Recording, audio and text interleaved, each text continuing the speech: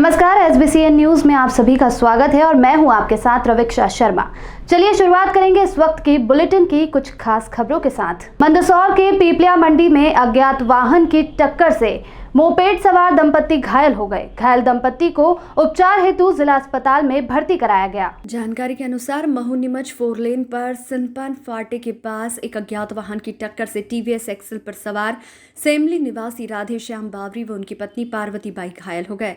सूचना पर toll plaza paramedical Jujhar Singh, pilot Narendra Singh, Rahul मौके पर पहुंचे व एम्बुलेंस से दोनों घायलों को मंदसौर जिला अस्पताल ले जाया गया। लंबी खींच के बाद शुरू हुई बारिश के दौर में नीमच नगर की प्यास बुझाने वाले जाजू सागर डैम में पानी की आवक बढ़ रही है। जीरन तहसील के गांव हरकिया खाल में बना ये डैम बीते कई दशकों से नीमच शहर की प्यास बुझाता आ रहा है। बारिश शुरू होने के समय डैम का जल स्तर 12 फीट था, जो अब वर्तमान में बढ़कर 16.1 फीट हो गया है। डैम की ग्रहण क्षमता 20 फीट है। जानकारी देते हुए नगरपालिका के CMO CP राय ने बताया कि अभी 1-2 दिन में अच्छी बारिश हुई है, जिसके कारण से जल स्रोतों में पानी आ गया है। इसके पहले जो हरकिया खाल का जो लेवल था वो लगभग 12 फीट पे था। आज की तारीख में जो हमें रिपोर्ट किया गया है वो 16.10 रिपोर्ट हुआ है। हमें उम्मीद है कि 2-4 बारिश और अच्छी हो जाएगी तो हमारा वेस्ट वेयर भी चालू हो जाएगा और तालाब FTL लेवल पे आ जाएगा। उसकी क्षमता कितनी क्षमता है और अभी कितनी क्षमता तक वाटर लेवल हो चुका है? 20 फीट की उसकी FTL है। शहर के माधवपुर बालाजी स्थित दुकान व्यवसाय बारिश के दौर में अब चिंतित हो रहा है। दरअसल बारिश के दौरान हल्की फुल्की बारिश होने पर भी इन दुकानों में पानी चला जाता है। इसका मुख्य कारण ये है कि नगर पालिका ने जब यहाँ नाली बनाई थी तो उसकी निकासी का मुंह छोटा रख दिया था, जिसके चलते पानी पूरे फ्लोर से नहीं निकल पाता।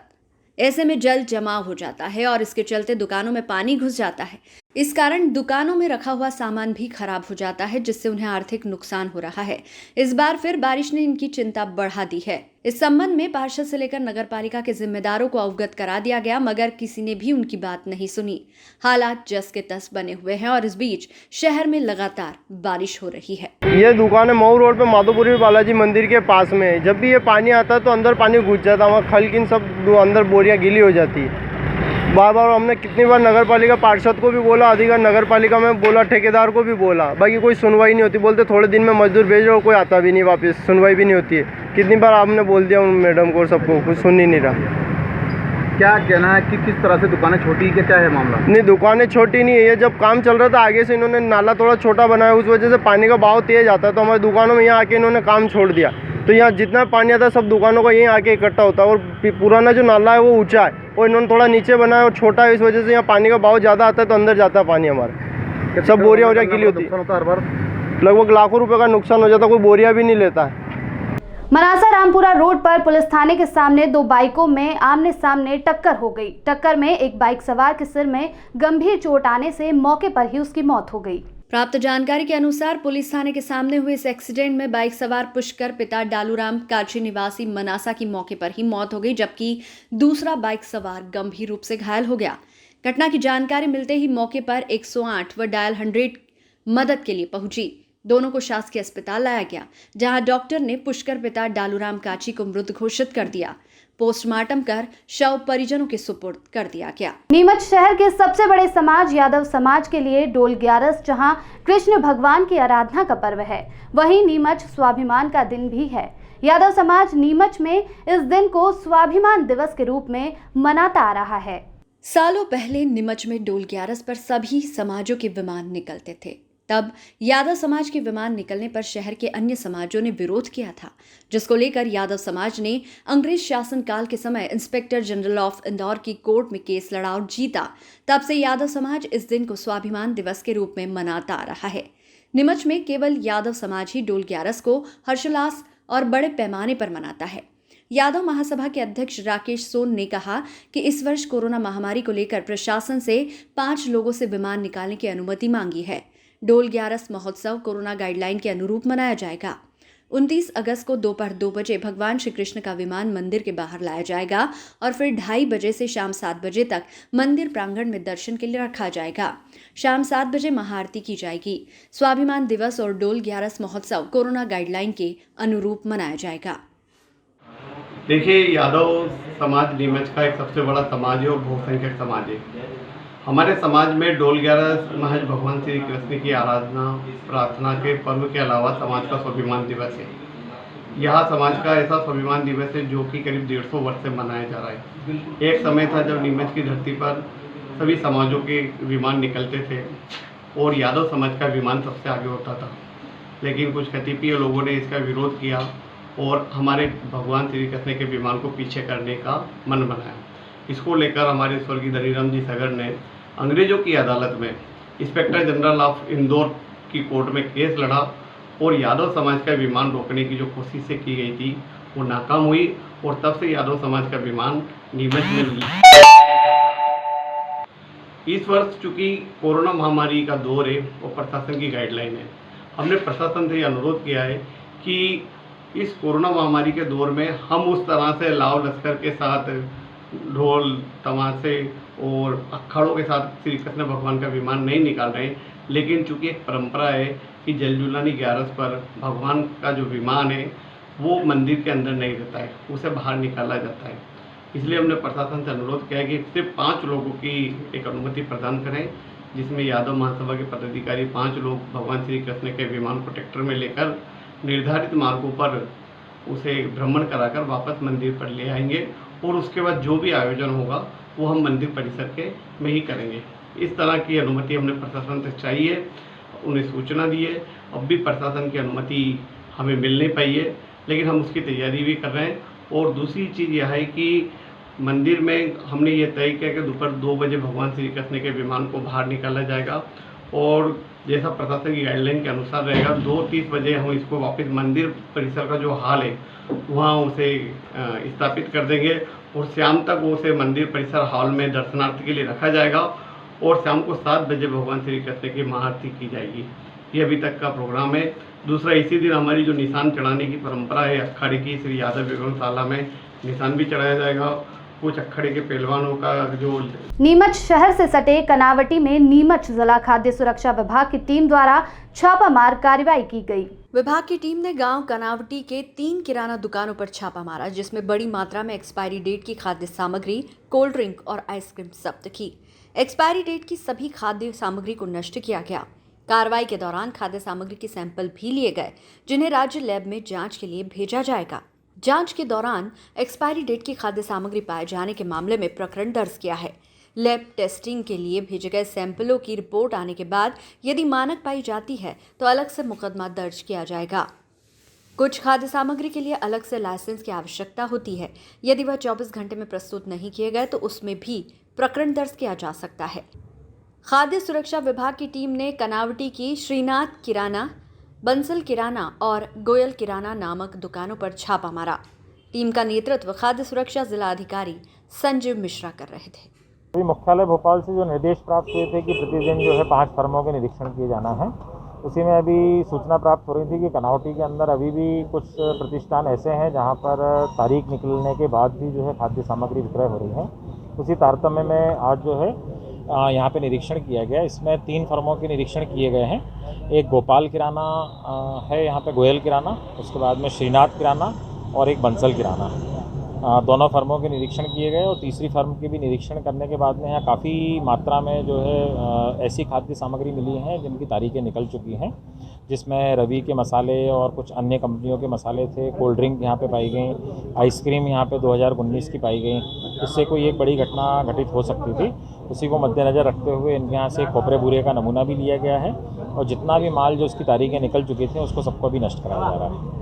जो कोल्ड ड्रिंक इनके यहाँ पे एक्सपायर्ड मिले हैं उसका इनके ऊपर प्रकरण पंजीबद्ध किया जाएगा और नमूने की रिपोर्ट प्राप्त होने के बाद में इसका भी अगर ये पास हो जाता है तो ठीक है। अभी हालांकि मौके पे ये अपने लाइसेंस या पंजीयन जो है वो नहीं दिखा पाए हैं।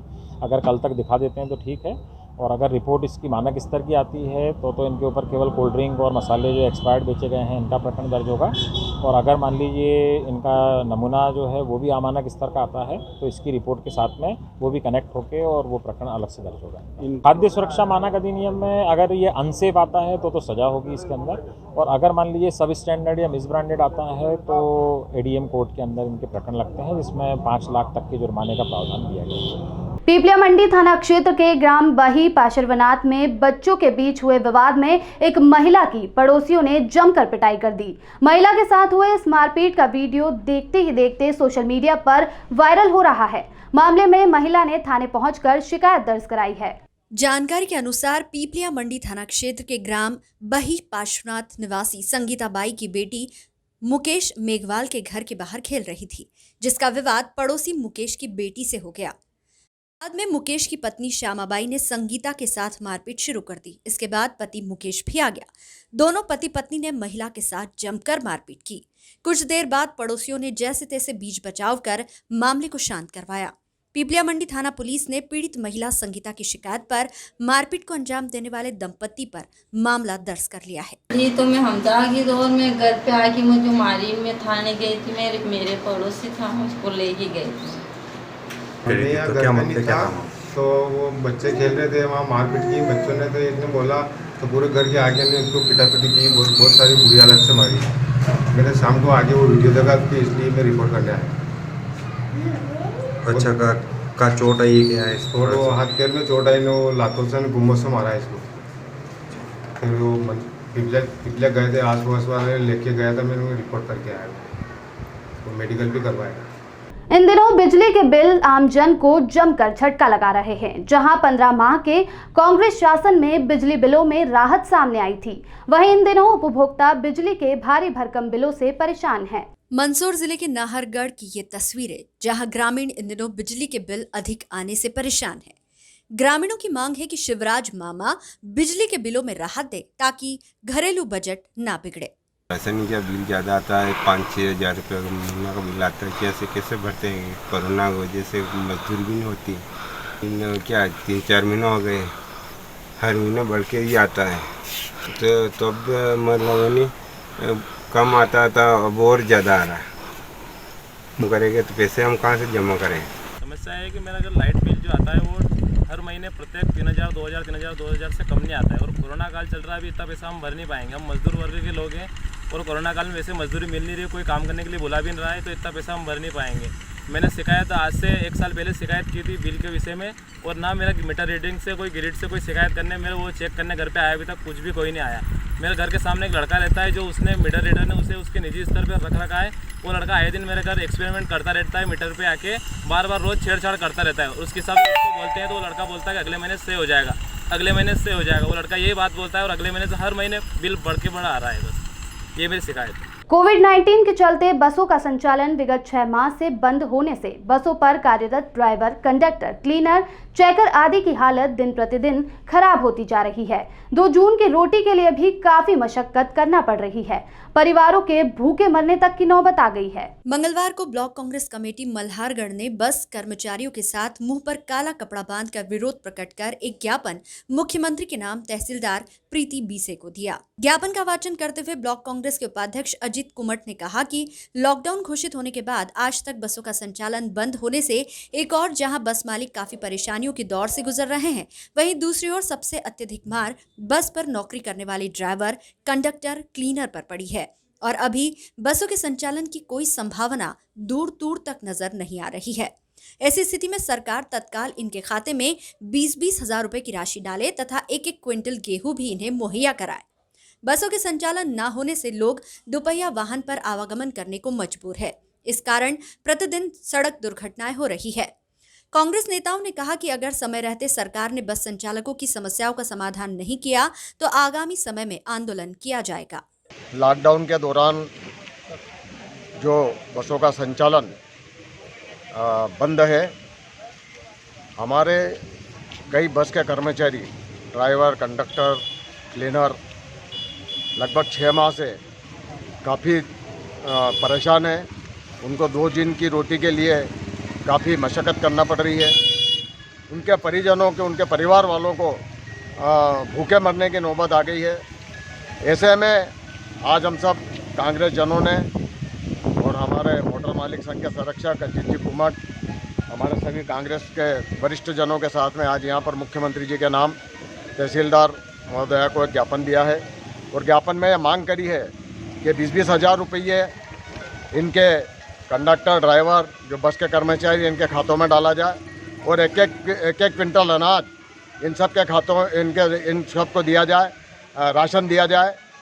आज जो ब्लॉक कांग्रेस कमेटी ने जो मोटर मालिकों और बस कंडक्टर, ड्राइवर और बस पे चलने वाले कर्मचारियों के हित में एक ज्ञापन दिया और ज्ञापन में यह मांग की गई है कि जो 6 महीनों से बसों का जो संचालन बंद पड़ा है उनको एक तो सुचारू रूप से चालू की जावे। दूसरा यह है कि उनके जो टैक्स जो सरकार ले रही है वो टैक्स तत्काल माफ़ किए जाए, बंद किए जाए। माफ़ी की श्रेणी में नहीं है टैक्स, क्योंकि जब बस का संचालन ही नहीं हुआ तो टैक्स किस बात का। और इसके साथ साथ उस पर चलने वाले जो कर्मचारी वर्ग है 6 महीनों से परेशान है और उनके हित में शासन ने आज तक कोई घोषणा नहीं की। ऐसे में ये जो गरीब वर्ग के जो क्लीनर है, ड्राइवर है, कंडक्टर है, इनको जो है शासन जो है 20-20 हज़ार रुपये इनके खाते में डाले जाए और इनको राशन, पर्याप्त मात्रा में राशन उपलब्ध कराया जाए। अभी शासन की जो एक मंदसौर जिले की नाहरगढ़ थाना पुलिस ने एक ऐसे मनचले को गिरफ्तार किया है जो कि तमंचे की नोक पर कॉलेज में पढ़ने वाली लड़कियों को डरा धमकाकर उनसे फ्रेंडशिप का दबाव बनाता था। इतना ही नहीं, ये मनचला अपने दोस्तों के बीच ये तमंचा दिखाकर अपनी गैंगस्टर वाली छवि भी बनाना चाहता था। लेकिन इससे पहले ही इस मनचले की खबर पुलिस को लग गई, जिसके बाद अब ये मनचला पुलिस की गिरफ्त में है। नाहरगढ़ थाना पुलिस से मिली जानकारी के अनुसार उक्त आरोपी व्हाट्सएप स्टेटस पर पिस्टल के साथ फोटो लगाकर अपनी छवि बनाना चाहता था। इसका नाम राहुल उर्फ ऋतिक, पिता बद्रीलाल धनगर, उम्र 20 साल, निवासी चौथखेड़ी है। पुलिस ने इसे अलावदा खेड़ी मंदसौर से गिरफ्तार किया। मौके पर आरोपी युवक की तलाशी लेते हुए कब्जे से एक पिस्टल एवं एक जिंदा राउंड भी बरामद किया गया। पुलिस ने आरोपी मनचले के खिलाफ आर्म्स एक्ट के तहत प्रकरण दर्ज कर आरोपी को जेल भेज दिया है। मंदसौर जिले के भानपुरा थाना पुलिस को मिली बड़ी सफलता। पुलिस ने भानपुरा झालावाड़ रोड पर मुखबिर की सूचना पर भानपुरा थाना प्रभारी शिवांशु मालवीय और उनकी टीम द्वारा नाकाबंदी कर 500 ग्राम स्मैक के साथ 2 आरोपी को गिरफ्तार किया। पकड़ाई स्मैक की अंतर्राष्ट्रीय कीमत 50 लाख रुपए आंकी जा रही है।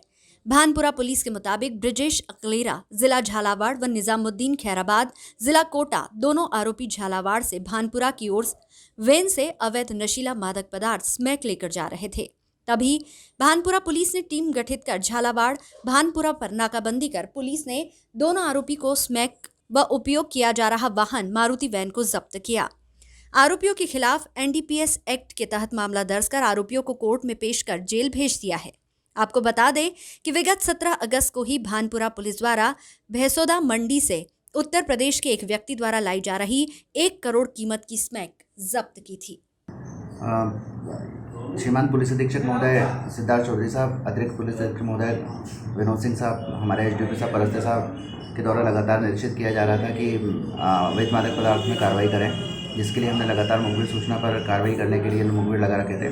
कल दिनांक को हमारे SI डामर को सूचना मिली कि कुछ लोग हैं जो अवैध मादक पदार्थ के स्मैक का परिवहन करेंगे, तो उसी के तारतम्य में ये कार्रवाई की गई है। इसमें ब्रिजेश निवासी अकलेरा और निजामुद्दीन निवासी खेरावत को हमने 500 ग्राम स्मैक के साथ एक ओमनी वैन के साथ में पकड़ा है। मंदसौर के सीतामऊ में विश्व हिंदू परिषद एवं बजरंग दल के कार्यकर्ताओं द्वारा प्रशासन को ज्ञापन सौंपा गया। कार्यकर्ताओं ने ज्ञापन में बताया कि विगत दिनों विश्व हिंदू परिषद बजरंग दल के विभागीय मंत्री श्रवण सोनी निवासी तितरोद के घर पर राजस्थान पुलिस के करीब 2 दर्जन जवान बिना किसी कारण के जबरन घर में घुसकर बदतमीजी व अभद्रता पूर्वक व्यवहार किया एवं परिवार के सदस्यों को परेशान किया। राजस्थान पुलिस प्रशासन के इस रवैये से घर परिवार में भय का माहौल उत्पन्न हो गया। वहीं इस पूरी कार्रवाई के दौरान स्थानीय पुलिस भी साथ नहीं थी, जो कि प्रशासनिक नियमों का उल्लंघन है। ज्ञापन सौंपकर मांग की गई कि पुलिस द्वारा गलत तरीके से की गई इस कार्रवाई की उचित जांच की जाए व दोषियों पर कार्रवाई की जाए। फिलहाल इस वक्त के बुलेटिन में इतना ही, लेकिन आप देखते रहिए SBCN न्यूज।